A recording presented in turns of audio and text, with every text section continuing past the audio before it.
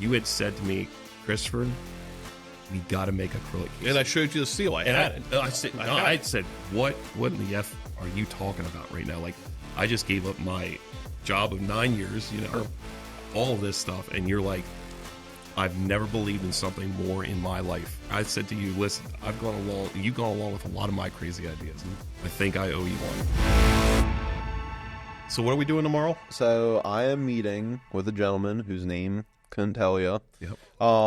Good business. Yep. Of course, always. So I gave his mother, or his grandmother actually, my phone number after I bought all of his Power Rangers and Star Wars and X-Men, his childhood collection. And he calls me like a month and a half later, so I'm going over to see what he got. I know he has a lot of JoJo's Bizarre Adventure, some con exclusive statues that I know nothing about other than they're expensive. Yeah. And he has a complete set. There's a Yu-Gi-Oh binder. There's boxes of Magic. Oh, I don't even know how much there actually is. So yeah, we're going over. He already knows the lowdown. I was like, I probably can't write you a check big enough for what you have right now. But got mortgaged the house, man. Listen, he says he's willing to work with me.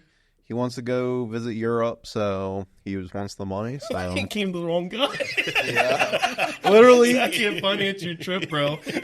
Dude, when he told me that, I was like, Europe. Yeah, I couldn't insult him. But I was like, they don't even have AC, dog. Like, what are you doing? I guess I'm going to be getting some pictures of that Magic collection, huh? Probably. What's this all about? I mean, it's like, he told me it's like $20 a bolt, but he said he has like a blinged out deck. So yeah, well, it's amazing, like to just see like even like what we're involved in here with Bearish and stuff, just like all of the different collectibles that are still out there. I mean, even to this day, like think about how many times we go into like a shop and the shop owner is like, well, think about it. Think about the guys up Jake and stuff at Crazy Jake's. Was saying the other day, when are you guys going to make acrylic stands for collectible action figures and stuff like that? I love that idea. Yeah, I know. Like, people have no idea, I think, what Bearish is actually getting into right now. It's pretty crazy. I think that's kind of the fun part, but we've really tempered ourselves on like what we've been focused on, because obviously we have so many products, as you can see right in front of us right now, a lot of flesh and blood behind us and things, and where it all began. Yeah, where it all began. But along with all that, it's, we got to ask ourselves, we got to focus on what we can offer everybody now. Yeah. Is really what it comes down to. I think we're getting ahead of ourselves. I think everybody should. Does, because I'd love introduce themselves. But all I got to say on that we can, but is just how much ambition that we really do have, and being in business the way that we've been introduced to it now over the last 3 years has been kind of a huge wake up call. Because we want to run. Yeah, we want to run. I think a real cool thing, though, about it is, even our support systems that we have. I mean, everybody at the table that we have here is all family. Yeah. And, you just can't ask for more. Yeah. And it's grown. It's grown into that. It started off with 2 crazy ideas that we had that had to forfeit one of them. Both of them, I still think Bearish Books would have been $1 million idea. Oh, $1 million idea. It might happen. Who knows? Yeah, exactly. It happen. Well, let's go around the table. Yeah, for sure. You want to start with Tessa? Go ahead. Whenever we order food, you go first, right? Oh, sure. Yeah, sure. So. Well, it's ladies before gentlemen. So you just want me to introduce? We'll just go around. Yeah, that's exactly right. So I'm Tessa. I'm Steven's wife. We've been together 14 years, so I've been a part of all of this and what has been before this for that long. And I joke, your house and your garage is part of it. Yeah, my house, my garage, my life. How long did we promise you that you're going to have your garage back? 2 months, right? Yeah. Since you guys, we moved into the house, we bought our house 7 years ago now. We moved in, I got to park in that garage for a solid 2 months before they moved, just a boatload of books in. And they're like, if this is only going to be a month, you'll have it back before Christmas. And then, Christmas came and went. They're like, no, it's just going to be another month. It's just going to be another month. And then I just gave up on trying to get that back. Wasn't that before the Emporium, though? And then we introduced the Emporium. Yeah. It was like 60,000 books. Everybody knows, Book Emporium. Yeah, no, they just kept getting more and more books. So and then cases. Then it switched out from books to cases. Yeah. So It's gone. I'll never park in there, and it's fine. It sounds like you're talking about a nightmare. It really sounds like you're talking about you went to bed last night. It's not a nightmare. It's fine. Well, see what you do for your 9 to 5. So, too. well, I was getting there. Oh, okay. I don't know. So, the other, the joke of everything, though, is that I'm in-house counsel as well. So I am an attorney in my 9 to 5. But I do a lot of their super complicated work. So like their contracts and things like that, I get to draft up for fun at home. So, For fun, I like that. Yeah. So, but a bunch of other stuff of just being a teammate and a spouse and all of this, I get to be there for all of it, for a lot of the traveling, the case design, the ideas, all of it. That's what I get to be here for. And I'm excited about it. So that's where I come into play. That's very nice. That was beautiful. Yeah. Very well said. Well said. That was a good summary. I was kind of picking at you when you started picking at me, but it was okay. Yeah, I'll just introduce myself. I know. and you can I pick know. at me. I know. Okay. Before we started rolling, That's all right. she was trying to twist our arms to put that Lorcana up front. I think. I know. Yeah, this is Should've. it's on a big deal. Maybe we get down on the wide angle. I don't know if it'll show up on this side or not. But anyways, yeah, that's your favorite set, by the way. I was trying to put like our favorite sets by us, so I was trying to get Oh. it by us. I think she's trying to open. That could have. Yeah. She's not trying to open it. That's kind of what it was. By the end of it, we were going to open that. Scoot it up every time. Oh, maybe that'll be something fun later on as this goes bottom. on. Yeah, but that's why we We'll started. crack it open, Bearish. put it in a pack case. Right, like Yeah. the bottom. Oh no, the bottom came off. Yeah. and the seal ripped. I was gonna joke and say that's why we started Bearish, to keep our women from opening the cards. You know, it helps. It really helps. Should I say myself? I guess we go around the rest of the team because everybody else knows who we. We'll get to us in the end. go ahead, Why don't Corey. you go ahead, Corey? Tell everybody who you are. My name is Corey. Chubbs Cards and Collectibles on eBay. Sweet plug. Drop all the money you want on my eBay store anytime. So I'm Chris and Steve's cousins. A fateful day we rekindled, and turns out none of us ever grew up, and we're like, oh, we all still love children's things. So instant like bromance and just yapping over things that most 30-year-old men should not be yapping over. Oh, we got that adult money now. Yeah, No, we got that. That's exactly right. That's exactly right. trying to appeal to the normal audience. Yeah. I don't think anybody that does this is normal. No.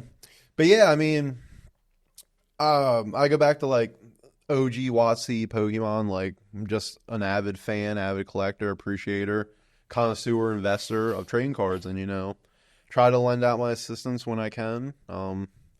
I mean, the more members of your army, the better. So that's what I'm here for. Yeah, That's a absolutely. good way to put it. And it's you bring a wealth of knowledge. I think that's another piece to this puzzle too.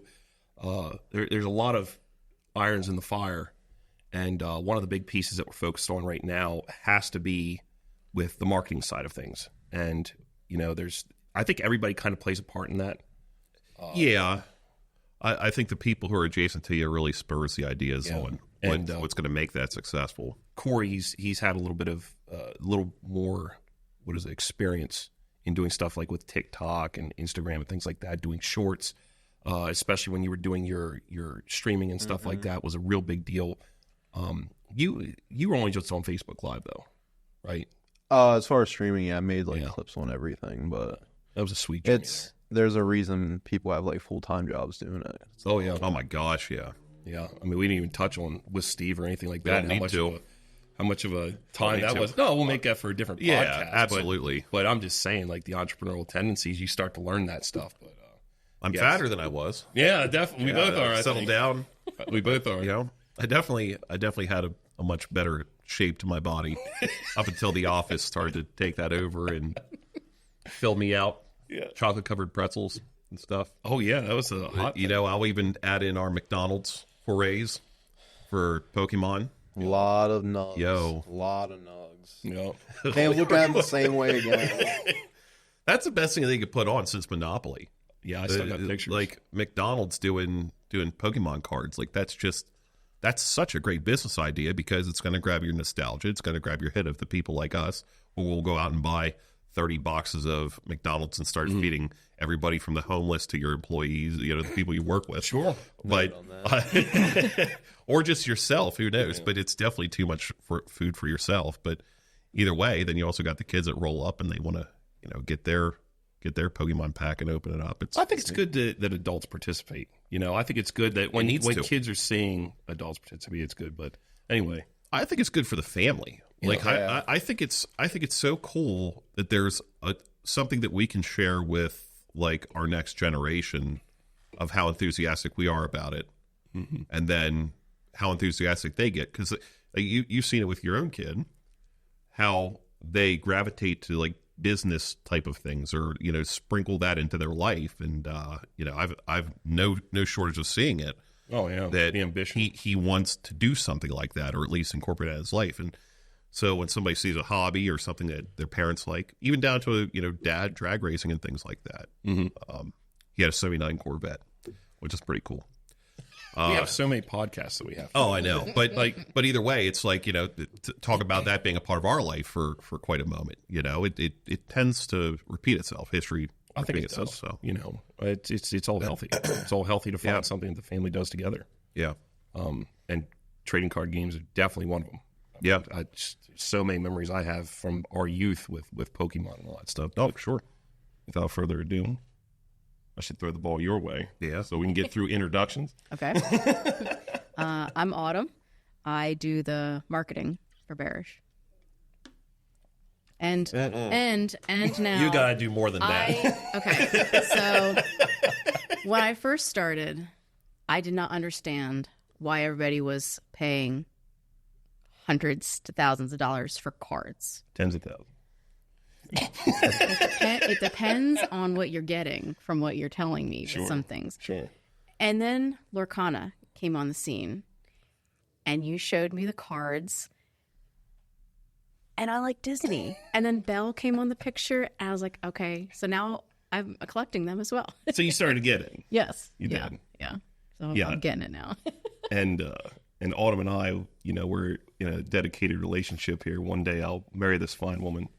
But the best part is that when we were combining finances, I started to figure out little secrets. Where my money was going. Where the money was going. And I'm like, I actually called her one day. I'm like, are you sneaking Lorcana packs? I'm like, what is this purchase here for like $60, $70? And she's like, Found out quick. I was like, wow. Yeah. So she understands. Yeah, the honesty started to come out. Well, I would say it could be a good thing, it could be a bad thing, but it depends on what you're going for. It's a good thing. It is a good thing. I mean, that's what you need. You need hobbies. All the trading card games that we've been involved in, we've seen a lot of commonalities between them all, and I think that's one of the cool parts that people out there, they just want to enjoy a hobby. I mean, it doesn't matter if it's flesh and blood or Lorcana. You find people that kind of gravitate to the game that calls to them. Magic the Gathering is one thing. Yu-Gi-Oh is another thing. I mean, there's stores in our area right now that won't even carry Yu-Gi-Oh because it's just a different type of crowd that is facilitated in this area.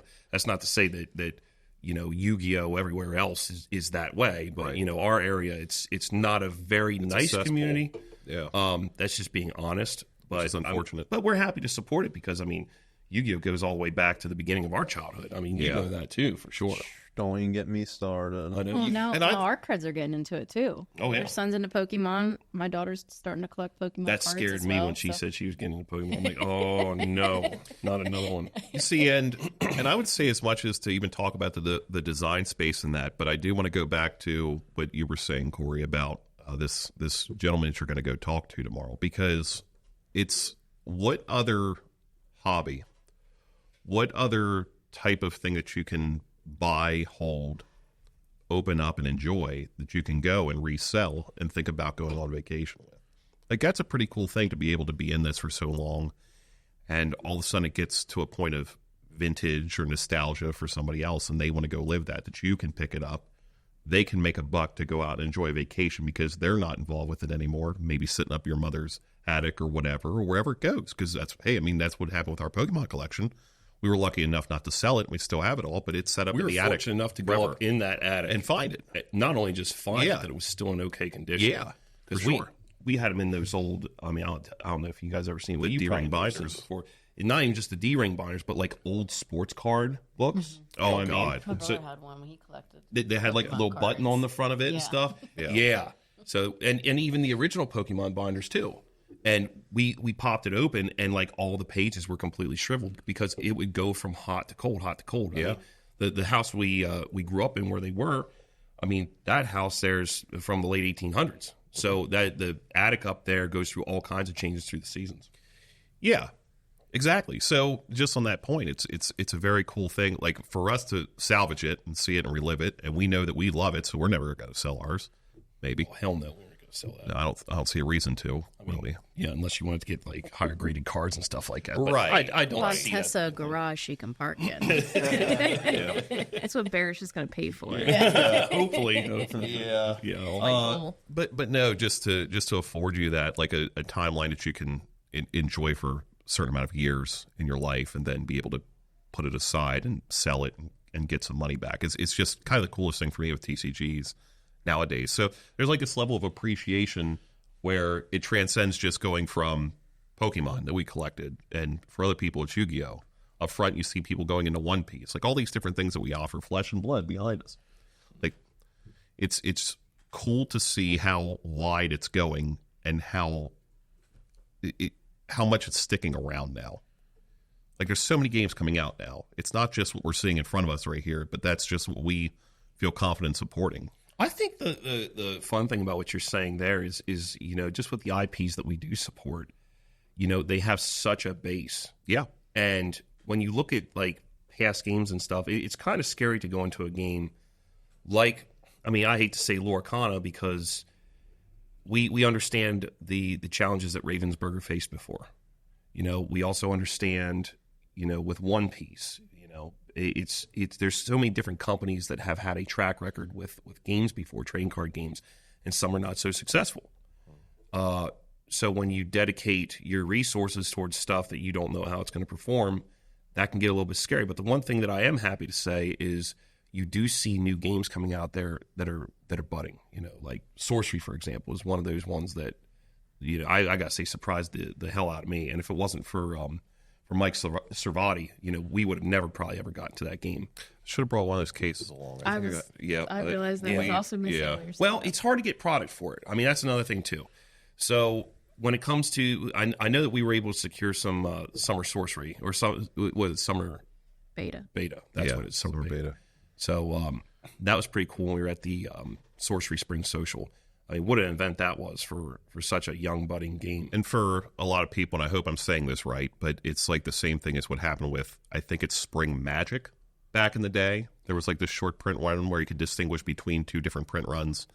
Something on a card led you to that. So they thought the same thing was going to happen with Magic, and talk about history repeating itself. It was just kind of a wild thing that occurred, which could potentially make them more valuable in time. Who knows? But there is a distinguishment between that on a sealed product. As they say, history repeats itself. It's insane how like these little nuanceical things are happening again. And you almost like try to point to say, are they trying this? They're not trying that.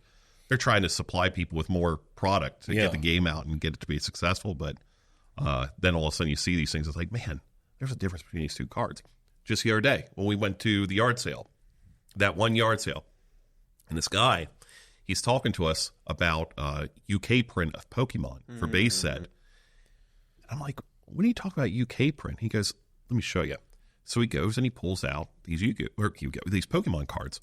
And on the bottom of the cards, here on the one side for the copyright date, it said 1999 to 2000. They don't all say that. This is a later print run for Pokemon base set. There is its own little niche within a niche community. So microcosm in this. And then there it is. Like you could literally make a whole base set with the UK print of Pokemon back in the day, but I would have never known that. Fun fact I never knew I needed. Yeah. Yeah. But he was trying to sell it for 10 times more than... Yes, he was. He almost got us. That was your boy. Bro. I was in there. I wasn't paying $5 for a freaking Caterpie. No, never. No, You couldn't convince me. But, we heard from Autumn here. I'm kind of curious about you, Tessa. Now, I take it for granted because obviously you married Steven. But what kind of experience do you have knowing about TCGs? Were you ever involved in them before, your marriage to him? Or So I actually collected Pokemon as a kid. Okay. They all went to my cousin. Okay. Your because, choice? Well, yes, because none of my friends played. So because I played a lot of like sports growing up, drag racing, that kind of stuff. So like none of my friends were into that kind of thing. So it was just my cousin and I who actually like did the kind of collecting and stuff like that. So that was like my thing growing up. And I loved Pokemon Gold on my Game Boy Color. Oh my God, that was Good my for you. childhood. That's a good choice. That was my childhood. Great game. You know, It's my I can't favorite. tell you how many hours is into that little game, you know. Phil. So, and I'm really excited to have that Game Boy and that game back. So that was actually my childhood. And then just because I didn't have any friends into it and I was just, getting busy with other stuff growing up and things like that, I gave them all to him. And then I just found out like a month ago that he doesn't have them anymore. I thought all this time he still had them. That's heartbreaking. But apparently he just has a bunch of Yu-Gi-Oh cards. So 'cause I remember him having Yu-Gi-Oh cards, but yeah, that was my experience Yeah. back in the day. To piggyback off Tessa, though, same story. I gave away my Pokemon cards to my cousin. Shocker, they don't have them anymore. But I Not feel, us. Gave him to the Not wrong us. cousin. Not wrong cousins. Not us. I know. Not us. Just to clarify that for the audience. there. They were talking about, Something's we worse. found our cards in our rack. I'm like, Throwing they were us under to the mine, bus. Yeah. But our generation's kind of unique in the fact that we saw them all. For example, when I gave away my Pokemon cards, that's because Yu-Gi-Oh came out, and you were a kid if you were still in the Pokemon. It was Amen. almost like looked down upon. So I just dumped all my Pokemon straight to Yu-Gi-Oh. It's a little darker, a little edgier, swords, like people being possessed, Egyptians. Like it was just way cooler. And then, most kids win the Magic after that. I did not. I escaped. But Magic was strange. I mean, I remember seeing Magic, like my earliest memories of it had to be in the mid-90s. Like they always had it in the case, and I always remember seeing it. It was almost sort of like the same way that I kind of viewed Pokemon as well. Like whenever you saw the booster box, like that booster box was like $120, and that was shocking. Like to have the idea that we would go out and ever have the opportunity to open a booster box, and then we look at this table here, and behind you is insane. it is. Like just all of that. I mean, to know what the value of those sets were of the early Magic the Gathering, let alone the fact if we just even took one booster box of Pokemon and put it in the closet, it'd be insane. Well, One more thing I also- want to say about it was the Jungle Box that we have. Like even just the empty first edition Jungle Box is like $200. Well, I threw away a dark pack, the dark. It was just a booster pack. I got it with the trade that I made over in Seattle for 30,000 cards. You know, And that was my real introduction to Magic. And it was already open, so I just took the cards out. But it was all dark cards. It's like they just took the cards out, looked at them, and put them back in the pack for whatever reason. Only thing there. So I'm like, I'm just going to organize with everything else. I threw the pack out. I go online, the pack's worth $10 empty. The pack's worth $10 empty. I just threw that away. And I even thought to myself as I was throwing away, man, this is a cool piece of history. And I just, way outside of what I would normally ever do. I just like, what is going on here? But no, my earliest memory of Magic was, and I remember the card too, Black Panthers. It was our buddy in Cub Scouts. He had 2 decks with him, and then Mom and Dad, they didn't like the idea of us playing Magic. I don't know if it was like that whole cult thing back in the day or whatnot. There was a But stigma. there was a stigma. Yeah. There really was. But that was my first transition away from like trying another game outside of Pokemon. And when you play the game, you're like, yeah, what's this? it's the big deal. Yeah, what's the big deal? Remember when Pikachu had evil in his Oh eyes? my gosh! And the oh my gosh! Well, I could go as far as to say like the pastors doing their thing at the crazy Baptist church. Yeah. I don't know. Don't take it any offense. Yeah. I had one of those. Remember, like the Pojo Pokemon? Yes. Yeah. And they had like a checklist for one of the Magic sets. Yeah. I remember like flipping through. I'm like, this is evil. I'm like 7. I'm like, Yeah. man, I ain't into that kind of stuff. But just like you said about Yu-Gi-Oh, it was middle school for me where it was like, you got that transition where if you're playing with Pokemon cards, it's a child's game. So you gravitate past that. In fact, it's kind of ironic that we're even talking about this because it's the same reason why Tess and I, we were talking about this in the car on the way here. She doesn't want to play competitively Lorcana because it's kind of like for kids. It's meant to be for kids. Like Pokemon did it great when they started having, different age brackets I hope over Taylor the thing. doesn't watch this. But yeah, That boy Taylor's is going to hurt us easy. Yeah. pulling in success. It's crazy.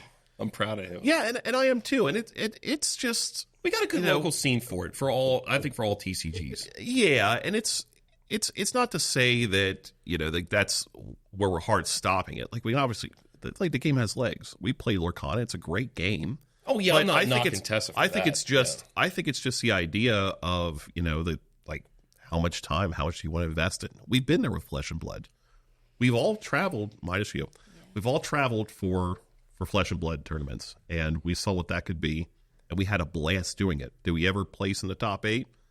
Not at the RTNs, but No, RTN's ProQuest. ProQuest. Oh, we did, killed I ProQuest. placed top 8 for RTN. Did we? Did you? That's how I got to nationals. Oh, did you play? Oh, that was I at the Guild, right? yeah. Okay, at the Guild, right. I'm saying for traveling. I'm saying for traveling, did we play? Correct him, Okay. Tessa. Like Yeah, in the big events, no, we never like top 8'd like at like a calling Skill or trap. something like that. I was gonna say, didn't I forfeit my W? You- as Oh, well? bro. Your PT, your Pro Tour, Oh, you got the Pro Tour. That's right. Oh, I thought it was your RTN, Pro my Quest. Yeah, it was your Pro bad. Quest. ProQuest, sure. Yeah. Yeah. I was there. I just took You got the- guap. Yeah, I just took the prize. I was like, bro, you can go to France or whatever. Just pay me. Well, I think that was. I think it's cool because I think we all found our own little modicum of success in Flesh and Blood when we were doing that, and what a wild thing of how this all started was all Flesh and Blood. And it was that- fun. Yeah, It was fun. I mean, at that time, for the business sake, we were doing the book selling business. I just quit my job 3 months into trying to design Bearish books. And then you start talking about Rudy from Alpha Investments, who I had no clue who that was at that time. Big deal. What was that, like 3 years ago at this point? Yeah. I think it was 2021. Yeah, he actually out of this guy right here. Now this is an unlimited version of it, but this is Crucible of War, and he pulled the Arknight Shard out of his first box. Whether it was seeded or not, I don't care. Yeah. But it was very cool to see the Fable come out of that. He's like, I think I just pulled the rarest card out of the set, and sure enough, he did. And I'm like, man, this game looks fun. We should get into it. Real So, good art. Yeah. Real good art, real good principles. And I think that Flesh and Blood was like the first game that really rocked the boat ever since, the big 3. Mm-hmm. Like it really added a whole new mechanic to it that I wasn't familiar with. There's other games out there. Like, I mean, I've heard of Grand Archive and, what's the other? Force of Will was a phenomenal game. Yeah, you're grabbing them right now. I don't know all like the foundational principles of how those games are played. I heard they're great. I heard that Lorcana borrows some inspiration from them, but I know with Flesh and Blood it was completely unique, and it didn't take long. And that was, I think, one of the first things that I got you interested in was I brought over the Flesh and Blood decks. I'm like, hey, let's Played a little bit. yeah, we played the Ira decks against each other. I'm like, I just want you to understand. You didn't I? Yeah. Pretty sure I beat you. Well, Listen to this. You were kicking my ass. You were doing a little bit of ass kicking, which is cool because the Ira decks are like that. But at least you understand the foundational principles of the game. But we still have yet to do a day night where we're doing like Pokemon and Magic the Gathering, so you can get those as well. I know you're like, Lorcana. oh yeah, you want to do Lord? Oh, that's a cool idea. We should do Ursula's layer thing or whatever it is at some point. Yeah, I need to crack that open. Yeah. I need to Since get we did sleeves. World of Warcraft and stuff back in the day, it should kind of play like a gosh, what a Shout out. It's a whole nother podcast there. yeah. Let's just say shout out on that one. Yeah. But the fact that Ravensburger did it before Flesh and Blood PvE, like I'll just say that one. I don't want to say it's like a big miss for Legend Story Studios, but holy crap, what a need in the community to have a trading card game that plays on its own, where you're just having humans interact with a deck. Yeah. And I've just never had experience like that, like World of Warcraft ever gave from the raid setting. Yeah, World of Warcraft was very interesting how that progressed because it started off with somebody actually playing like the main boss deck. And As it should have stayed that way. I in my think so opinion. too. I think so too because it opened up a lot of fun at the table, but you had to have somebody that was like really competitive. Yeah. That wanted to give everybody a fair experience on it as well. So, but anyway, Yeah, but what's fair, because somebody could leave it by and start pulling punches. You never pulled punches with us at the raid table. no. And that's what I think would need to happen, because he looked at us across the table, and we're 3 hours into the game. And then all of a sudden, and then all of a sudden he's like, Plenty. I'm sorry. I did. I just apologized. I'm sorry. Like I got the answer right now, and you guys aren't going to like it. And hopefully one of us had a counter spell or something to do it. But if not, Well, I damn near That cried. reset the I rate. damn near cried. Seriously, when you guys beat Nax Ramus, not Nax Ramus, Ilden, Black Temple. We rolled were through stuck Illidan on so that hard. thing for like 3 years. Yeah. Like It was a 6 a.m. defeat. yeah, Oh, and man. and Sun was rising. I saw it all happening like before me. I'm looking at my hand. I'm like, I don't have an answer for these guys. These guys are stacked. Yeah. And then it happened. I'm over there. I'm trying to gather myself. I'm a grown ass man. I'm like, they're gonna do it. Like it was like that big. That was that big relief moment where it's like I could feel it. Like I was part of this adventure. You became emotional in your older age. You're pretty deep. I love it. I missed this. I went to bed. I gave up at 4 a.m. I said, I can't be up anymore. Yeah, it's like we gotta go to bed. Yeah, for sure. I think that's the ticket though with card games. That like aha moment or that like memorable moment that like it sticks with you. It really does. Like I remember the first time I really called on the Flesh and Blood. I started like manically laughing. I'm like, this game's insane. Like it's just dumb. Like it's just like. And then that was like my second or third time playing the World of Warcraft TCG, and like I kind of didn't even know what was going on, to be honest. But I was like, I think this is serious. Like it's wild. But like those things stick with you, so you have that emotional attachment to it as well. Yeah. Mm-hmm. Oh, I like even that kind of stuff too. Yeah, like you and I kind of became rivals because I was playing the light variant of your character. You know, like I'm playing Prism, you're playing Chain as arch enemies, and it was just always a fun fight. You know, we always brought the best out of each other, and I think it was so cool that we kind of, especially in our climbs, I'll never forget the time that you summoned Ursa. Yeah. And you're like, I think I've done it. I think I'm going to do it. And you played it out, and you're like, welcome to hell. Like, it was so good. Like your opponent was like, I literally looked at the judge. I was like, I'm allowed to do this, right? Like this is allowed. Like, all right, if you say so, let's do this. it was so cool. It was so cool. No, a lot of memorable experiences, but I kind of like pulled you off from talking about Rudy there and things about opening that up, but oh yeah, no, because it's when we first started to suggest to ourselves like, well, it's where you had the interest. Yeah, like with I this, still didn't know about it. with this box in particular, this could be, well, I'm showing you the unlimited version, and it would make so much more sense for me to have the limited first edition version of this, because that's the one that almost put the stake in our business. It almost killed our business. There's a lot of things that Flesh and Blood did that almost killed our business. We were going to print 2,000 of these cases for the first edition version, which we have now in hindsight found out that is the only box that case supports. If That's you the talk about only AC one. Fab 001, the SKU that started it all, that we ordered 1,000 of those cases, and that is the only product that Flesh and Blood ever made that fit inside that box. Yeah. Now this one we're lucky about. This fits a few of them, but the original one. But the one that we actually made the cases for. That started it all. Yeah, so we knew that there wasn't any cases for Flesh and Blood, and there was ones that fit the standalone set. And unfortunately, I did us no service here at this table today because this is not the one that I ruined, even though that I was trying to make it be the one that I Back in ruined. the stream room. Yeah, it's back in the stream room. That's okay. Because that is a first edition. Right? Yeah, this is a first edition, but it's very clean. You can see it. The seal is pretty much all intact. But the one that I have back at the house, the whole back seal is cracked on it. Now, this box right now is probably around $2,000, somewhere around there, $1,500.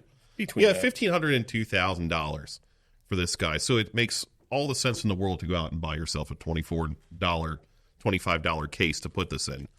But what they had on the market at the time was, I really hope I'm not hitting this mic too much. Ben, yell at me if I am, but You mean Jamie? Jamie in the back. oh yeah, Jamie. Jamie, bring up who's the this picture. guy? Yeah, Young Jamie, pull it up. What up, Jamie? but yeah. So this was a one that both of these had their own intentions in the business, but I almost ruined the box, the booster box itself, by buying an acrylic case off of eBay, which is where I told Christopher, I said, we got to do something. He's like, well, I don't know anything about acrylic cases, neither do you. What do you I want to was do? shook. I was shook. I said, well, let's figure it out. Well, I quit. And I know People it's that don't- simple, but people it's don't not. know that. People don't know like what was leading up to that because we were doing Bearish books, And COVID was strong. And they actually kept me around at my job until October. And then my boss had told me, he says, listen, you promised me that you were going to leave. I let you stay on for this long. Yeah.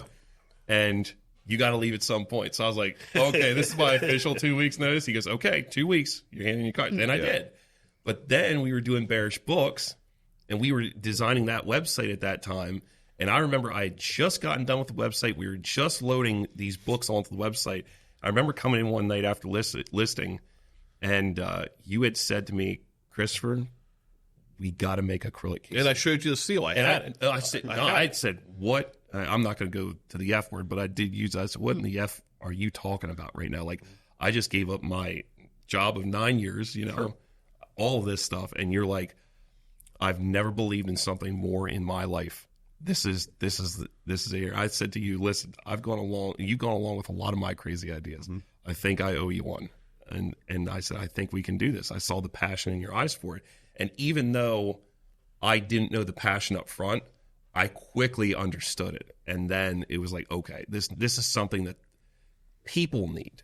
It's not just about making a product and making a business, which we've always been entrepreneurial, but it was we have a passion for this. We have a history in this, and we can offer something that nobody's seen yet.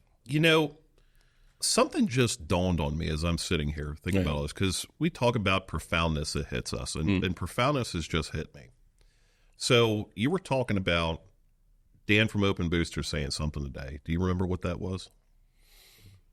Yeah, in his latest stream, he was talking about Collectors Week, during Collectors Week, and you'll have to refresh him because he said a lot of good things in it. You said that if everything goes to zero, you got to be happy with what you have. That's exactly. And he was talking about the trading card game. So, you think to yourself, like, if you're really into Pokemon and Pokemon goes to zero, all the cards you have left over are going to be things that remind you of your childhood. It's going to remind you of the good times you had in times. But let me tell you something. These cases do that for me. For sure. These like, if this goes to zero, this is one of the most important things I've ever done in my life. I agree. Because it brings me completeness. It brings me joy. Because and I can't say it's all of our contribution to the world. In a lot of ways. I know how silly that sounds, but it's like, it's really not. How many people, right? I mean, we just had an order come in from Spain. The guys, I sat there and had a conversation with him. We got people all over the world that contact us, asking when we're going to expand out. Yeah. It's like everybody feels good about things that they put their time and effort and money into, whether they work the 9 to 5 and go out and buy a booster box they want to open and have that experience. But for me to go and sit in front of the computer and, make an acrylic case and say, well, let's run some prototypes off and see what we can protect with it. It's kind of a cool thing. And that's actually the building the cases, designing the cases is the easy part. The hard part is everything else. Bringing it all together, bringing the packaging together, bringing the logistics together and all that stuff. That's the part that we're mastering as we're going through all this and stuff. And and it's like even sitting down here at this table. I mean, how long were you bothering us to? For a while. For a while. Wow. What's that? Bothering you guys to sit and talk, do a podcast, give me content. Yeah, because it comes down to marketing. It really does. Yeah. And on top of that, like there comes a point where, we can, I think we all got to like weigh on our strengths and recognize our weaknesses and a lot of stuff. Like, could we have done this around the table at the house? Yeah. Would it look like this? No. No. No, you lean into professionals, and and we all have a part to plplay. And I think that's another thing too is for people out there that are entrepreneurial, you start to realize that as you venture into things that you have to have a good look, you have to have a good message and a good passion. And I think it really goes back to that passion that as you go into it, you start to realize that you want your whole product, not just your product, but the whole experience to be something special. You know what I mean? Like, and when you have that type of experience, you start to see how people react to that. Sure. Like even down to like the customer service, that we always make sure that we're putting before anything else. I've had so many people say to me, I cannot believe you guys moved mountains to make this happen. I mean, even down to the different businesses that we're supporting now. Yeah. But it's very good beginnings, even though we're 3 years into it. You know, I was going to open the podcast and say, do you think we've made enough cases yet? No, everybody wants a single card case. Yeah. Oh, that's another thing too. I'll never forget that Pro Tour Baltimore. You know, just some of the people coming up saying, when are you going to make a single card case? Well, how do I want to go about this? Because I don't want to sit here and out people. We try to do it on our own first. That's fine. Yeah. There's only so much time in the day. Yeah, no, I can't even say that because like we have something. We have something designed right now. The only thing it takes to press that button is $5,000. I was giving you an out. I think it's worth people knowing though. Like it's simple put. If we try to press that button here in America, it's $30,000. I've had people reach out to me. They're like, "Yo, hit your cousins up. I need some Hot Wheels case." I was like, "You got like 20 grand?" Yeah. They're like, "What?" People don't realize it. Yeah. You have no idea, man. You have no idea. They think we have this special like acrylic 3D printer kind of thing sitting in our house that we like pump all these out. I mean, we're honest where these come from, but like, true. I mean, sometimes that's what it seems like people think we have, but because that's what some people do have. They have stuff at home because they like some of the cases online that you see that are kind of like the build your own thing. Well, there was this one thing we saw down in Virginia this week. She brought up a great point though about the build your owns. Well, like even down to like I saw these Teenage Mutant Ninja Turtle figurines, and they're in the box. So you have the hang tag, like you have the cardboard on the back, and there you got it, where you can clasp in the plastic around the whole entire thing, and then you have another hang tag on the plastic, so you're not interfering with it at all. And I got it on my phone. I should bring it up. This is life. I mean, whenever we're walking around, and he sees something immediately, that designer mind starts clicking. As soon as you start seeing something like that, I got to bring this up. Yeah. But as soon as I'm just so happy when he puts his degree into play. Oh, it's so good. Like it was worth it that we paid for it. So no, it's not going to make sense to anybody on the screen or anything like that. I'll go over to this one. I think that's my shot. Yeah. Let me see if I can zoom in on this so you can take a peek at that. Well, we can have Ben. We can have Ben. I don't think he's going to B-roll that. No. You're not doing a B-roll of this. Shout out Teenage Mutant Ninja Turtles. Say no, Ben. What? I'll do it. I'll do it. Hey, can you do me one favor? Hey, can you pass me a water? Okay. Appreciate you on that. Sorry. Just hold us on the wide for a moment. Yeah, we're gonna have Ben in one of the podcasts here. Look at that. Yeah, don't leave a man thirsty. Beer me. Oh my God. We were talking about that at some point in time. We're going to do a beer me at some point. We're going to have some of those Stone Cold Steve Austin here on the set. Did you see it? Yeah, I saw it. Okay. Yeah. Listen. Hey, Thai Beanie Babies back in the day. The world. You're gonna go on the beanbag. I can't. Don't go on the. They're coming back. They're coming back. Don't get him started. They're coming back. This was him at an auction the other week for like 20 minutes, just staring at Beanie Babies. I was reliving. Which I was reliving. Beanie Babies coming back. No, they overprinted. Listen, time will tell.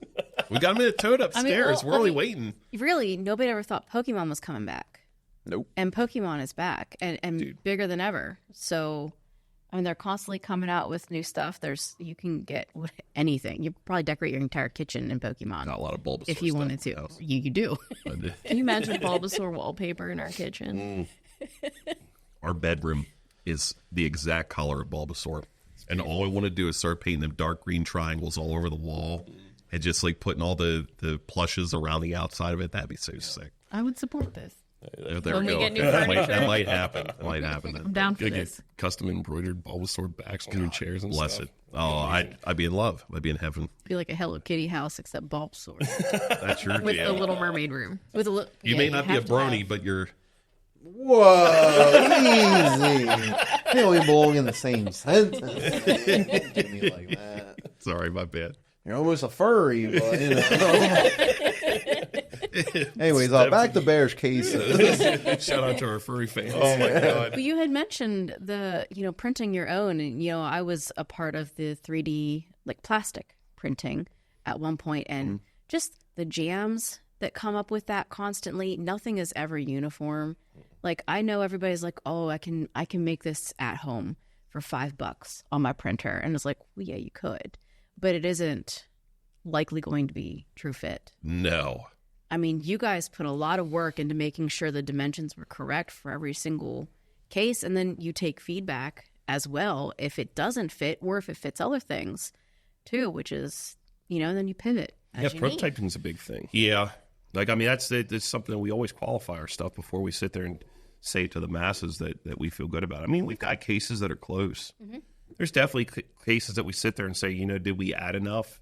I mean, if time will tell that, there's a certain SKU or something like that, or a certain product that you'll find that there's excess run of film, or we've seen companies change the way that they shrink wrap their products. Yeah. Which puts the tabs at like a unique position, so that we have to adjust for that too. Oh gosh, yeah.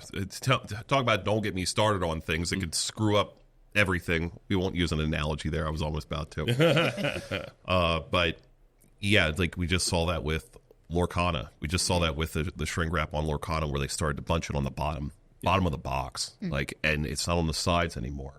And I'm thinking to myself, are you kidding me? And we just got the prototypes done. We just got them done. We actually, no, we're producing. We're production on those. You're in production. It's not going to be terrible. But do I feel like we're 100% on it? We could be better. I think people sit there and they think to themselves, like when we sit there and say, "Oh, we could have added a millimeter," they think that we're joking. It's not. No, that extra millimeter could be everything. No, that's our game. Yeah, that is our game. But then you see people sticking these in, the Target cereal boxes, and when you sit them side by side, even the ones that have the magnets on top, they're sleek cases. They're nice, but when you sit them side by side, there's a very clear difference. You guys took the time to put in the research and the effort to make sure that the clarity was right. I mean, I know you're talking to your connects in China constantly about making sure everything is the way it needs to be to make sure that they're best they can be. Yeah, and that's another thing too. One thing that was the biggest challenge of this was with manufacturing, just going into manufacturing for the first time. And with manufacturing, the one thing I learned is you have to know your producing company. You have to know where the cases are coming from. You have to understand.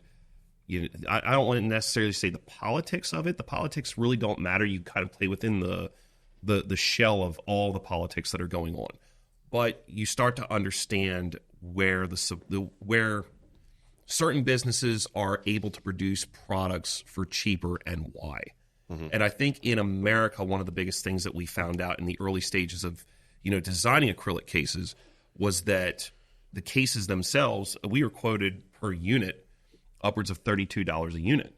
Yeah, and there's a reason for that. I mean, those companies would have absolutely produced our cases at $32 signed, sealed, and delivered for a case. Mm-hmm. But you can't – the reason why they do that is because they have big contracts in pharmaceuticals.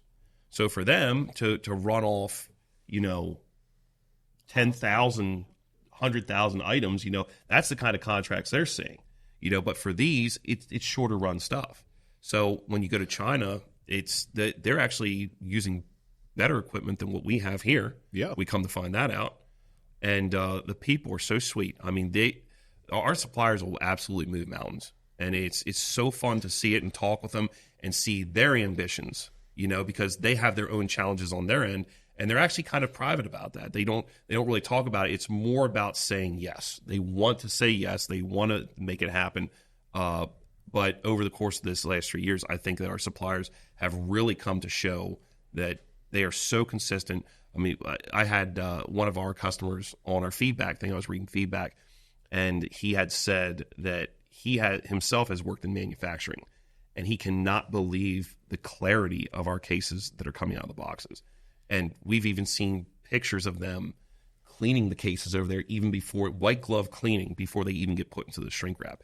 I'm very, very impressed with the suppliers that we're I would go blessed. As far as to say blessed, fortunate. Those were words I was going to use. One of the things that really, I was actually looking around the table, moving some things around about 5 minutes ago. You'd see me going around like reorganizing because I'm just OCD like that. There is no cases that are in front of us right now which shows you the new version that our supplier just came out with, because those were the prototypes that we just received. Every one of these cases, and a lot of people won't be able to distinguish the difference between these ones that we just received, the prototypes, and the ones we have in production versus this. But they even cut the cases. They cut the corners of the cases differently now. Yeah, think about that. It was a big like that's our supplier going through that trouble of finding a better way of doing it. So without us even asking. No, we don't even have to ask. Like that's them doing that. Yeah. So with what we're trying to do right now with our accomplishments, trying to make the best quality case on the market, trying to make the true fit design and stuff. Like we got the best supplier that can do it. Yeah, we've done a lot of things. Hopefully someday, and I don't want to sit here and say like someday maybe we'll be able to do it on our own, and those custom fit cases you're talking about, being able to produce something like that here in the States.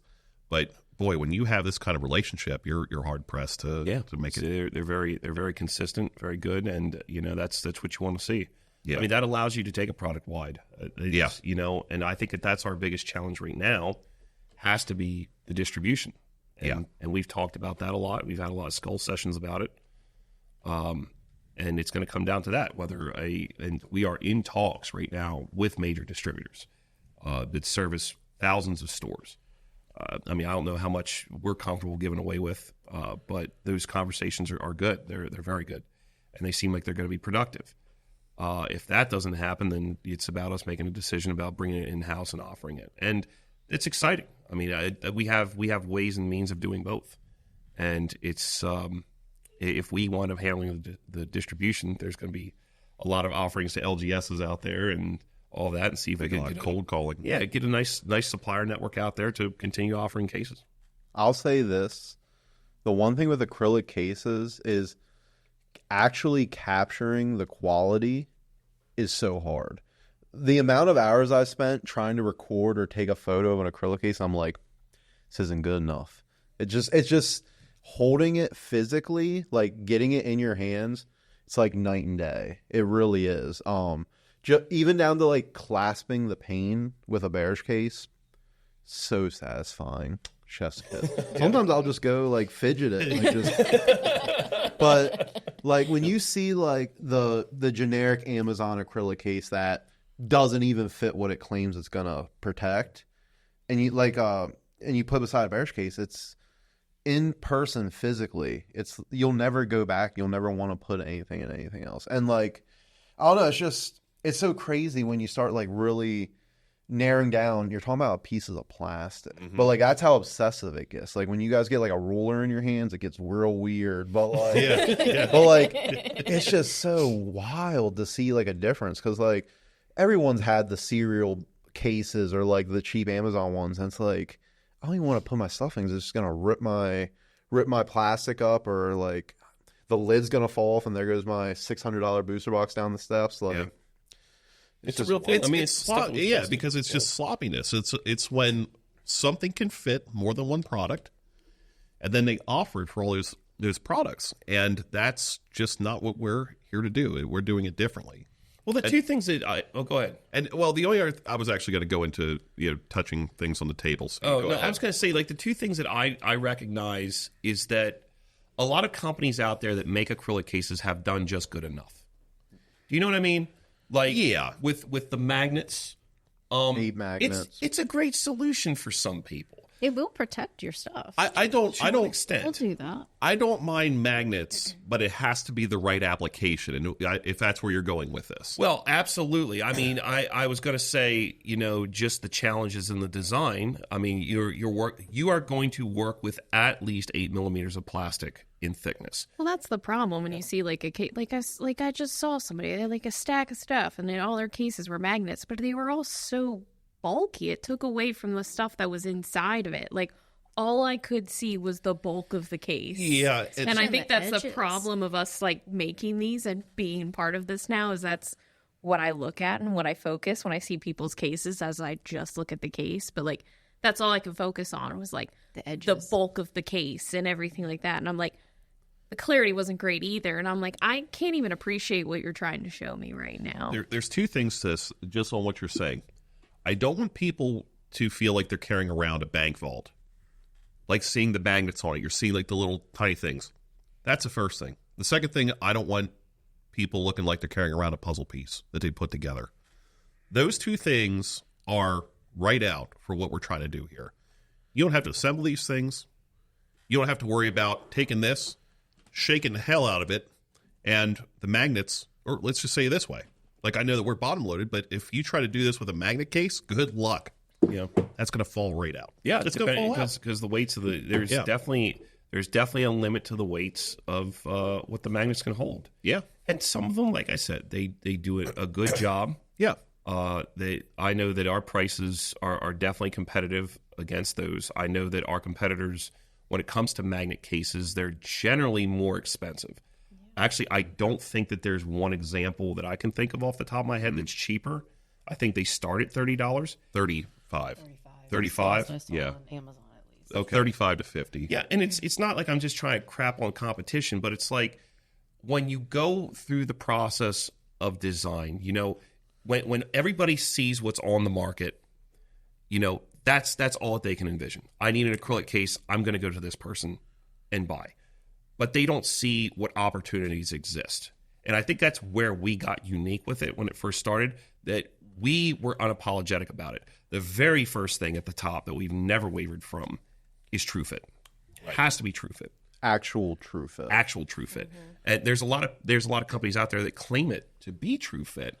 And you can get it in, but you're going to squeeze it. The other thing too is even with the design, you know, at the bottoms of the panes. Like, this wasn't just about making it started off with the flat pane, right, with our 1.0s, and then we went to the grooved pane with the slot, and it's actually grooved on 3 different sides. And that pane alone, you know, when you push and you try to impact down into it, it's not going to go into the case. No. So that's another improvement piece that we did. And we believed in that so much that we went out to the supplier and said, listen, these 1.0 cases are trash that we made. The panes are. We want to make sure that we're going to update this. And we immediately put it in an order for new panes to replace all the Flesh and Blood Fab 001 and 002 boxes. And then we even went out and did a broadcast to our customers where we said, we will replace your panes absolutely free of charge. Yep. And that's what customer service is about. And it's too bad that we didn't have more people take advantage of that because we were serious, you know. But there's people out there that are satisfied with that. They don't mind the sliding panes. But we even go as far as to say when we see one, The flat sliding panes, as soon as we see one, we go out and say, hey, listen, if you buy this product, if you buy this off of this person, we will personally send you a new pane. Yeah, if we see them on the marketplace. If we see them on the marketplace, we go that far. Yep. We help support our product the whole way through cradle to grave. Yeah, like we're sitting there analyzing their pictures in the marketplace. We're like, is that a flat pane? Yeah. And then we're like, oh, yeah. I actually made a mistake. There was actually a good looking case one time. I don't know who made it, but I think, yeah, I'm not quite sure. I'd have to go back and see. But I mistaken it for ours. It was a good looking case. But again, that was one of those ones that was an assembly one. It was just the way that the picture was taken. So I know that the assembly cases can get close on the true fit side of it, but it comes down to that displayability as well. And the other thing that breaks my heart, if I may go on, is when people load their cases incorrectly and the Bearish Logo's on top. Yeah. They're like, I don't like that the logo's on top of my thing. You know, it's like, well, it's not. The logo's so big. Yeah. And you don't want to make people feel dumb. I mean, you're not dumb. It's because sometimes it's not intuitive. Yeah, but then there's also that point where people are like, I want to show people it's a Bearish case. Like, I've had people say that. I just wanted to load it upside down so people could see it's a Bearish case. I've heard that before. You don't need to do that. Yeah, like, dude, You don't need to do you're hurting your sale post. Yeah. People, the bottoms for the boys. Bottoms for the boys. That's why I say it's no, it's a lot of fun and the interpretation. Well, it went down to the point where we came here for the first time and filmed the introduction videos too. So that was, I feel like, a critical piece that people at least just know what the vision is. You know? Yeah. I'm gonna grab some show and tell. Yeah. So we just picked up this in a shred Crimson Vow today. And this is what kills me about Magic the Gathering. We're talking about things, the Goldilocks and the Three Bears, fitting too tight, too loose, and things like that. And the one thing about this that really kills me is what just happened there. I can take this out and this doesn't slide out. Normally all of our cases do that. And it sounds good when it does it too. Yeah. But in this case, what we're doing right now, this is one of like our biggest issues that we're having with Magic the Gathering is just sometimes they add another card to the packs. And they say that it's like still 15, 16 card packs, whatever. But then, you can still like take this and you could like shake it out, like try to work it out. And it will come out. Like, don't get me wrong. But there's just like when you go back to Strixhaven or Kaldheim, those will come right out because that's what I measured off of. Yeah. But then you get this nonsense that happens. And it's like, but that's one of the things that's part of the challenge. See, there you go. It does come. It does come out. It's just, but that was that's like a part of the challenge. This doesn't make me happy. Yeah, like you can push that sucker in there and it'll go. But I'm just not happy. The box we get our first case in. No, it's not that bad. It's not going to rip the seal or anything like the first one. But it also comes down to educating customers, and I think that's another piece to the puzzle too.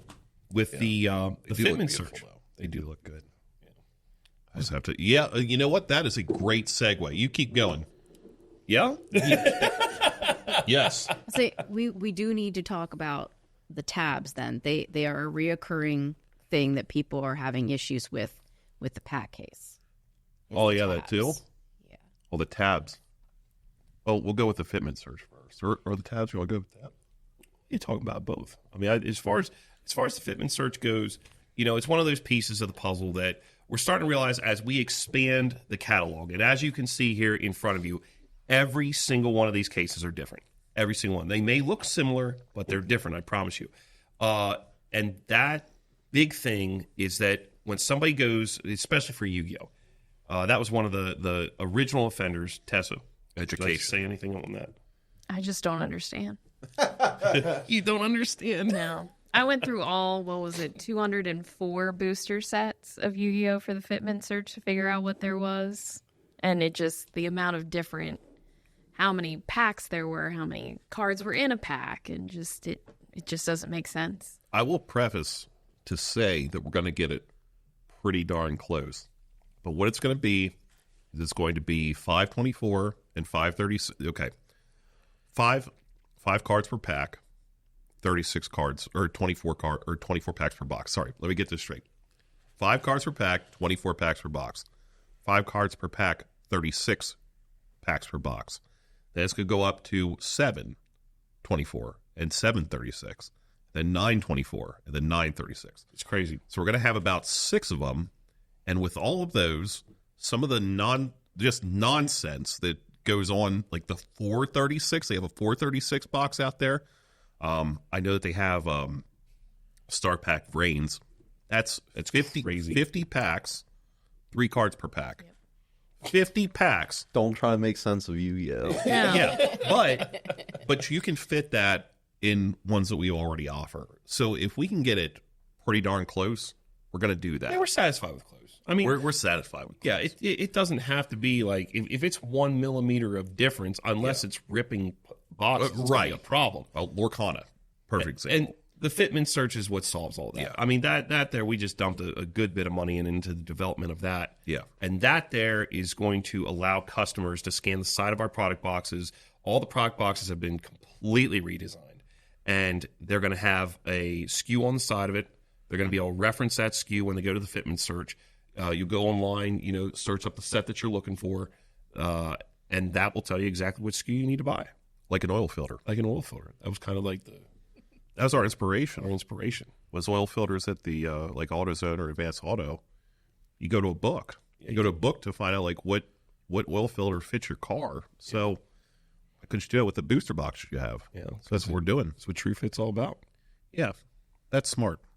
We have to reinvent the wheel on that one. Well, we do, but we just have to do it for booster boxes. Yeah, not the make, model, and year of a car. Yeah, for sure. We'll talk about these tabs. Tabs, yeah. Go ahead. Well, hold that. Shout out Bearish pack cases. Yeah, that's our padded package. Yeah, we have USPTO on that. You want to explain that a little bit? Well, yeah, the pack cases themselves, like one of the original designs that we were talking about there, this actually was our third pack. And the packs themselves... Third version.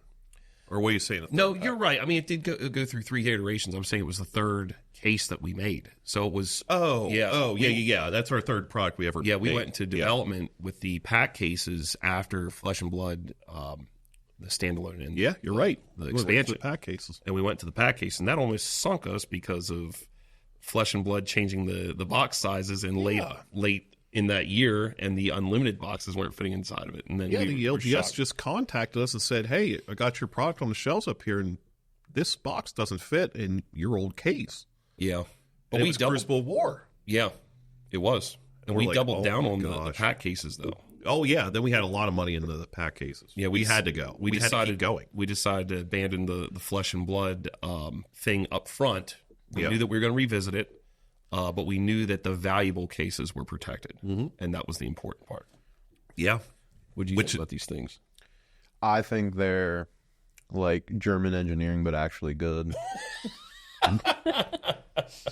Like, well, German engineering can be over-engineered though. exactly. Yeah. That's why I said actually good. No, I really think the Bearish pack case is the first pack case that's a legit pack case. That's just what I'm going to say. That I mean, there's a few iterations, and I would say pack cases are almost more goofier than the generic booster box cases. Yeah. I've seen some weird pack cases. I mean, I'm talking about just thick, hollow rectangles to like a pack puzzle piece thing where I'm like, what even is this? Yeah. And then you got the screws, you got all kinds of goofy stuff. That's how you protect an actual case with that design right there. I don't know if you guys want to go into detail. I don't know if we could. I won't even say anything about like competitors. Like I've seen graded powers. I think graded powers where they have the sliding pane on the bottom. It's a neat design, But I just think in terms of supporting the ends of the pack cases, I actually respect graded power a lot, which is why I'm bringing them up. And another one I respect is Ultra Pro with their one touches, the magnetic cases. The only thing is every time that we do, problems. well, Like we that's- just. I look at what they have for the single cards, and I think that a magnet is very good for single cards. I think that they got a good market. I think that they have a great market with the sports card companies where they have those different ones. They put the little tag over the top and hold it all in place for your immaculates and stuff. And maybe I'm talking out my ass on this. I think I got this right, but either way, they present well. But when you got all those cards, packs are heavy, and you got to find a way to support those those pack tabs, and I think that we did it. Yeah, and I think that the pack tabs, which is where the patent is at with these cases, is simply the solution that sets us apart from everybody else. Sure. I mean, when you talk about, the pack that's in here, you could shake it around. It's not going anywhere. It shifts back and forth, which is fine. You can't even hear it on the mic. I bet you try to get up. Yeah, Dude, I'm telling you. But it's just the So card. subtle. It doesn't impact the sides of the case. No. And that is the secret to this thing. It's utilizing the support of the cards within the pack, even the way that the fillets are, in the curves of it. It doesn't allow the cards to ever be damaged at all, and it fits perfectly inside of there. And the other thing about it too is it floats. It's not even pinching the packs. Yeah. So that was one of the coolest designs there. And then the other challenge was to make it so that it was not magnetic, because that was one of the things. And I mean, I got to call out a design when we see it, and it is Ultra Pro's design with the one-touch magnets. I mean, those things there, if you touch on the top pane, you can slide that pane right off. If you drop it, I guarantee you that case will not protect the pack. I think they improved upon that design with a little bit of like a bump out on the one side of the pane, where it doesn't allow you just to slide them apart anymore. But we've seen them where you could just slide them apart. Yeah. And maybe it's not even Ultra Pro. Maybe it's somebody else. Maybe it's just another like generic design that people buy. But either way, there's a lot of heft to the top of the case. They're thick because of the magnets. Yep. It doesn't has to solve be. it doesn't solve the problem of they put it inside of a tomb and let the pack flaps float. And there are solutions out there. I mean, there were no other solutions like this. Let's put this into perspective. Let's talk about open boosters again. The other day they did a awesome opening for Edwin for his birthday. And what did they open? It was sealed in a graded case, but it was a pack of original Beta Magic. And didn't they hit a Mox Pearl out of that thing? That pack of cards alone, even without knowing that the Mox Pearl was in there, is a $10,000 pack of cards. One pack of cards, $10,000. And that's why you have to have something out there that is a proper solution. And I think if there was ever any changes to the pack cases, it would be something like that if we were to ever identify packs of cards that didn't fit. I mean, we got these to the point where we're very comfortable with what they protect. And they protect, I would say, probably about 95% of what's out there. Of non-TCG CCGs. Right. Yeah, when you incorporate sports into it, it's a whole different ball game. Sports is weird. Sports is weird. We'll see I love it. Yeah, That's why I married him. I did it. But yeah, bad I joke. agree. I agree. You love me. I do. That's why I married you. Yeah, sports cards is a whole different bear. Go sports bar. You just made a pun. Oh, I did. You said it's a whole different bear. Oh, nice, It ain't good. nice. No, it's not good. Going off the rails now. Right now is going to really. But no, that was those were the two big challenges. I would say it was the clamshell design, the rails, making sure that it secured it right, and I'm proud of it. Yeah, we had we had to go back through some tooling with the teeth that holds the tab scare, and this is probably what you were talking about a little bit. But when we first got these, the first version, and we just got to sit back and look at the fruits of our labor for the first time with our prototypes, we're like, oh my gosh, we freaking did it. But we didn't do it because You're talking about version 2. Yeah, version 2 when we first got it, and with these teeth, they were just too thick, and if you try to use a screwdriver, you could clasp it shut, but you couldn't open it back up because the way the teeth were shaped, it just it wasn't it would just break the cases all the time. So we went back, had to get our $500 to $1,000 tooling costs on it to get it right, and sure enough, then we come up with this, which you can take your fingernail and you can open up the one side, and you can see that it just pops right there, like so. You take the other side, you pop that, and then there it is. So you can just go back and forth. Yep. Watch a how-to video, guys.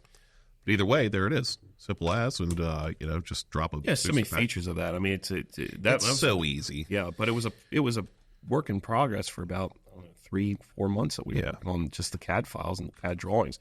I mean, we beat that thing. We beat that design pretty hard. And as we make sales and income starts flowing in, like we have some ideas. I'll give it to him here in a moment. But as income starts flowing in for Bearish and stuff in a more consistent manner, we got 2 other iterations that we're thinking about with this case, and one of them happens to be, I'll just leave one of them leak. I'm not going to tell you all of them because it's a little trade secret, but we're going to do a long tab version of this for Japanese and original Pokemon, where you have the long tab on the top, and maybe even oversize this a little bit for Magic the Gathering early packs, because they cut them different. It's not all the same. Well, I guess the issue, so, I mean, a lot of people with tabs, like I know when you guys first made these, I had a lot of issues like trying to open it for the first time. So, especially if you have like a brand new one, I think for me, and what I always like tell a lot of people too, if they ask questions, is if it's your first time opening one, like don't be afraid to do the tool assist. Like, sticking it in the sides and doing the little twist. I mean, obviously it's important that you're only twisting from the right side, but I mean, I know that's always been my issue is making sure I'm getting the tabs just right when I'm popping open. But I'm always telling people like don't be afraid to use the tool assist, because for me, like I can never get them open from the side. So, but also the other thing too is make sure both latches are up as well. Because if you only do one latch and you try to pull it open there, you will break the case. Oh, absolutely. I mean, the instructions inside are very helpful and very important. So, there's that aspect. So read the instructions. Yeah, read the instructions. Watch the videos. Watch the videos. Before you try to shop this. it. Yeah, it's no, new. absolutely. It's new. That's the thing. I mean, that's what happens whenever you patent and do something new and a new idea. It's going to take people getting used to it. Yeah. But I mean, that's huge. When you were talking earlier about like, if your company ever goes to zero and what you should be happy with. I mean, I think that's the biggest thing you can always be happy with. Like, you guys patented something. Like, how many people in this world can say they patented something like useful? I just know if this thing goes to zero for us, I mean, we just got plenty of acrylic cases that we can just start filling with product. Yeah, pretty much. We can be hustlers of some old product. Oh yeah, go back to our roots. Yeah, exactly. What do you call that? Scummy, just scumbag behavior. Yeah. Yo, you can set up a little flea market stand. Yo. Go to the flea market tables. stands. Be like, yo, you need to put these in cases. I've been there. All your bootleg booster boxes. Put these in some Bearish cases. Can you turn it upside down and put some fish in it? Yeah, you can. Yeah. Sea monkey. I've sold Bearish fish tanks before. Have you? Yeah, at Collecticon. Oh, that one guy who remember that Eevee. He bought thing. the Eevee Heroes box for $1,200, And I was like, that's sick and all. I was talking to him. I was showing him. I was like, I got some of these prototypes here. Bro was walking around with a fish tank of a Bearish case. Because he bought a carton case, right? It was when we were doing the prototypes for carton cases. Jeez. And we were trying to figure out the sizing. Well, we had all these cases left over, these carton cases. And you're like, let me take some of them out. I was like, I'll find something. And dude did not want to walk around a con with a $1,200 booster box just willy-nilly. Yeah. So We were not pleased with it, but listen, he was. I was pleased. Yeah. I got to do some. Yeah, I got to get my salesman tactics in. No. Oh, but they're going to recognize you. They're going to see this. They're going to be like, that's the guy. But isn't that the point, though? The people out there want protection. Yep. Just really what it comes down to. Yeah, simple as that. Yeah. I do think you guys should get a little clasp action on these nice mics, though. Just give them a little. Because you were doing it, you were teasing it while but you were talking. I was like, dude, just get it without a word being said. And I was like, I was just creeping behind. Oh, are you talking about the slide? Give it to him. Give it to him. That's so good. Is that right though? Dude, like, so I think you got to do it slower here. Let me try it on this one here. A little bit of ASMR. Corey. Give it. Oh, I think No, that one don't work good at all. There it is. yeah, I just kind of slid shut. Okay, I got it. Okay, that works. This is a nice sound, but we don't need to do that. No. So, what do you think? Anything else that you could think of that was a topic in mind? Yeah, you were the one supposed to ask all the questions. Well, we just kind of talked. Yeah. It's pretty good so far. If not, we'll have more. What else is in your Podcast notebook? number 2. Number 3, 4. What else is in the notebook in your head? Hell, Yeah, everything was coming down to that notebook for Yeah. the first podcast. But you know what? That gives us some content for next time. you know what we forgot to bring? What's that? The painting. We were thinking about Till that. next time. Till next. Jeez. That's what I was even thinking that because I'm like sitting here like looking and I'm like, Careful. I did. Yeah, she kind of pointed. Oh well. Anyway. Oh, if you made it to the end of the video, you deserve it. Yeah, there we go. Yeah, there we go. Maybe. Okay, now they're going to rewind and be like, Yeah, What was exactly. she pointing to? Well done, baby. Thanks. Little Easter egg. I like that. There'll be a YouTube breakdown video doing like a guess. Like they do with like the Marvel movies, or like he had that thing up in the poster in the background. They're like, confirm Kang. Like, Yeah, that'll be it. Yeah, wait till we start talking about fracting. Oh, God. These people don't have any idea what they're in for. Yeah, it'll be fun. That's a whole Yeah, we got other podcast. That's going to be crazy. It's like a we're not 5-hour stopping. long We got- podcast. What are we adding to the arsenal here soon? 7 new products. Yeah, it's going to be 7 new products coming out there in production right now. So we got Lorcana support, Magic support, more Pokemon support. Yu-Gi-Oh. Yu-Gi-Oh We got the support. 524s. Sorcery. Sorcery. Yep. Yep, Arthurian Legends. That's going to be fully supported. Real big deal, Arthurian Legends. Shout out Sorcery Crew. Yeah, freaking For amazing. selling out. Yeah. Oh, yeah. And Oh, we replace you. kits. Yeah. Coming in too. Yeah, the pre-con kits are getting the new touch-up now. The stuff that we didn't even talk about yet, but we'll just brush over this, and then we can do a recap of it. Is Yeah. that we are going to SCG Con. September, what is that, 8th, 9th, and 10th, or 9th, 10th, 11th? It's something like that. So it's the weekend of, we're going to be there the 5th. Tampa. It's Tampa. Yeah, in Tampa area. So Yeah, next week. anyway, yeah, we're going to be there next week. And then Vegas. Oh, yeah, you're excited about that. Sorcery Con. Sorcery Con. Now, I'll say this. For Tampa, we don't have a booth. We're walking around. If you see us, you can shout we're very us. approachable. We're going Just to ask have any questions. cases with us, not for sale, but for demo. Yeah. And then Well, just you two. Might have an it's event just code. us two. Yeah, it's just we us. should have an event code. So if you come up to us, You try, a little event code for the rest of it. Oh, nice. my gosh, guys! I like my discounts. Doing some Howard Stern stuff. Yeah, I get my cases pretty cheap, then, can't I? Yeah, you can.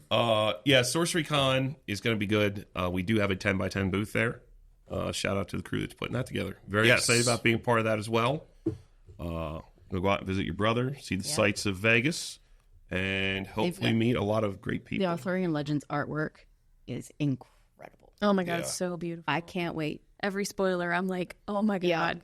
To see all the art and the artists out there. There's how many artists are they up to out there now? Like 9 or something. Yeah, it's getting higher close to a than that. Yeah, it's dozen. getting- Yeah.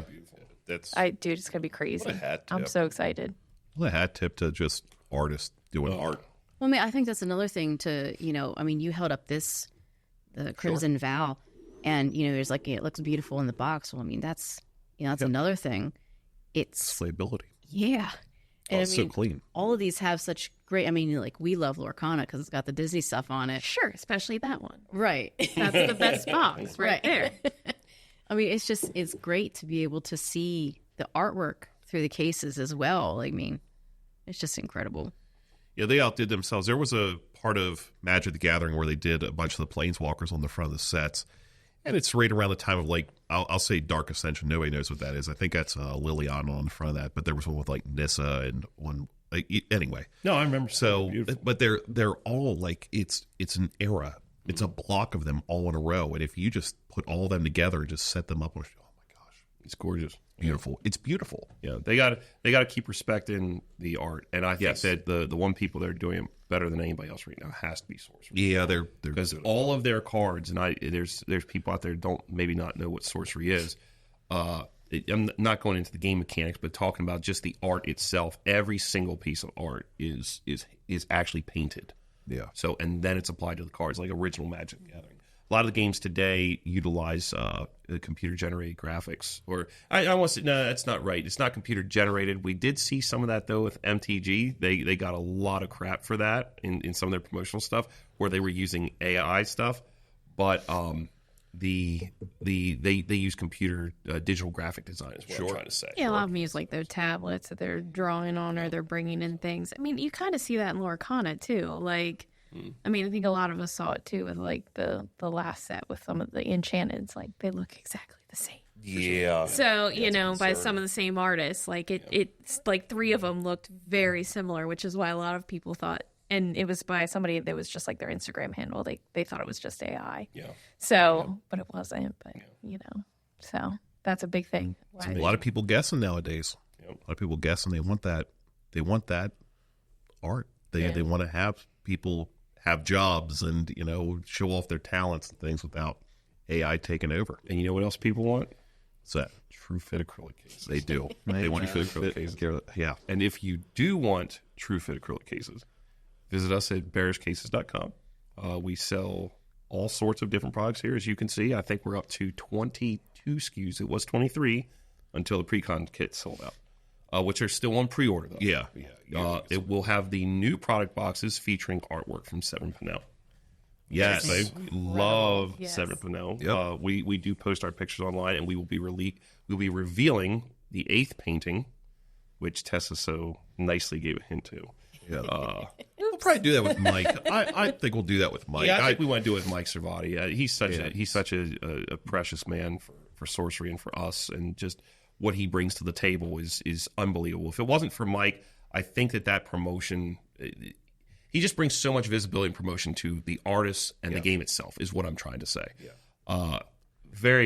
Just to see what he's been through and what he continues to go through, I think is a true testament to the will and passion he has for that game. And I can't say enough good about him. Yeah. So, SorceryCon, SCGCon, bearishcase.com. Any questions that anybody might have at home, come visit us at email us at support@bearishcase.com. Business opportunities, B2B at bearishcases.com. B, the number 2, the letter B. Thank you. Bearishcases.com. Thank you. Business to business. B2B. We're on Instagram and Facebook. Oh, Get it in. Follow us there. get your plugs in, babe. If you need any legal help. Interact with me Only in online, Pennsylvania. please. Yep. If you ever see Autumn's name, along with Bearish, that's her. Or Instagram. I think I mostly post. Those ways? Okay. Yeah.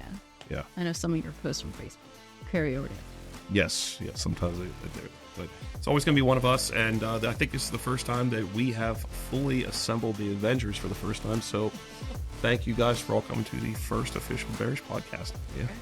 Thank you, everybody. Thank you.